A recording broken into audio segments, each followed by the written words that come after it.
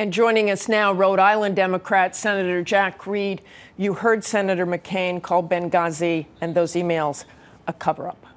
Absolutely not. The Congress has already had 11 hearings on the topic. Over 25,000 pieces of documentation have been provided to Congress. In fact, the emails in question, I believe, were available in February in the context of the John Brennan confirmation hearing.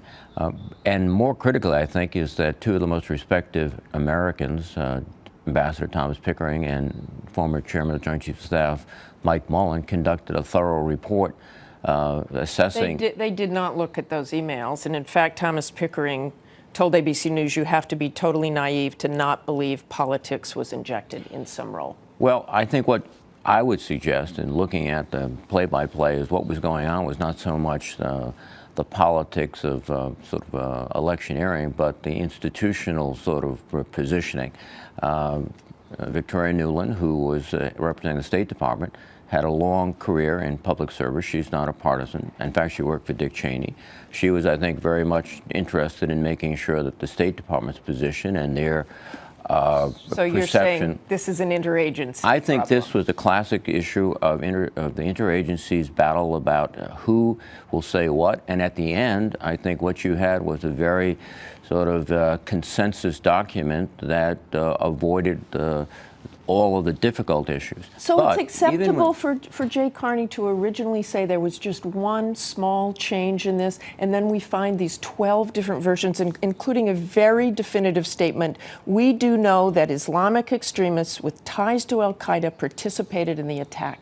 That did not appear in there. That's acceptable to take that That did out? not appear in the talking points, but I recall when Ambassador Rice was being interviewed on one of the TV shows, she essentially said there were extremist elements.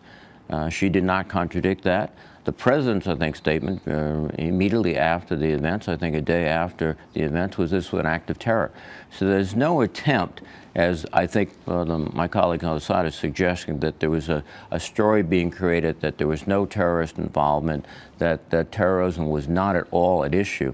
I think what was being debated, and seriously, again, just a month ago, Jim Clapper, the head of the intelligence community in the United States, said, based on his view as a professional over these years, those comments were about as fair and as accurate as you could get. Let me go back to that act of terror that you say President Obama talked about the next day in the Rose Garden and that Senator McCain disputed. If the president said it was an act of terror, then why didn't that appear on the talking points? Can the White House really have it both ways, that they say, oh, wait a minute, he said act of terror, but a few days later, they take out those references? So they felt pretty confident about it if they sent the president out to say that. Well, I think they created, through an interagency process, a document that everyone could agree upon. And that's almost by definition in Washington something that is not as specific or as conclusive. So what they did is acceptable to you? Well, what they did, I think, was try in a very chaotic situation to come up with points that they felt confident of. They didn't want to go too far in two concepts. One, there are intelligence resources or assets that you might not want to disclose. Second, there's an ongoing investigation was just beginning. Those two factors also framed the response. But I think, again, when you talk about this sort of political dynamic, when the president comes out and says quite quickly, with the authority of his office, this was an act of terror, the notion that we were somehow trying to disguise this and make it something else, I think, falls away very quickly. Okay, I want to move on quickly to Syria. You heard Senator McCain, and he's been saying it for weeks, that there should be a no-fly zone. Would that really work? Do we really know who these rebels are? We really don't have a good sense of who's on the ground and the cohesion of elements that we have been trying to support over many months. And a no-fly zone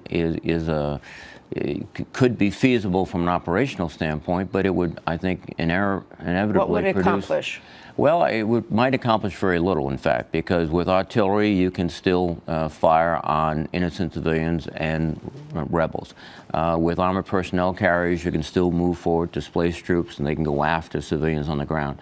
It might not accomplish a great deal, but it would give us a step further to our engagement in a very complicated civil war. I think the best approach is a diplomatic approach at this point. I know it's always sort of, or many times poo-pooed as well, that's just the old sort of diplomacy is not working. But engaging, and Secretary Kerry has been, I think, made a step with the Russians to get them to sit down. I want to go quickly to the red line. It's been 2 weeks since the United States said there was evidence that the Syrian regime used chemical weapons. We've done nothing. I know they're checking out chain of custody, but this seems like this could go on forever, and we may not do anything. Should the president do something since they appear to have used chemical weapons? I think we have to take it very seriously. I think we do have to be careful, though, because we've had situations in the past where we've acted on information that was incomplete, impartial, and frankly to the detriment of our country and to our national security. We have to be careful.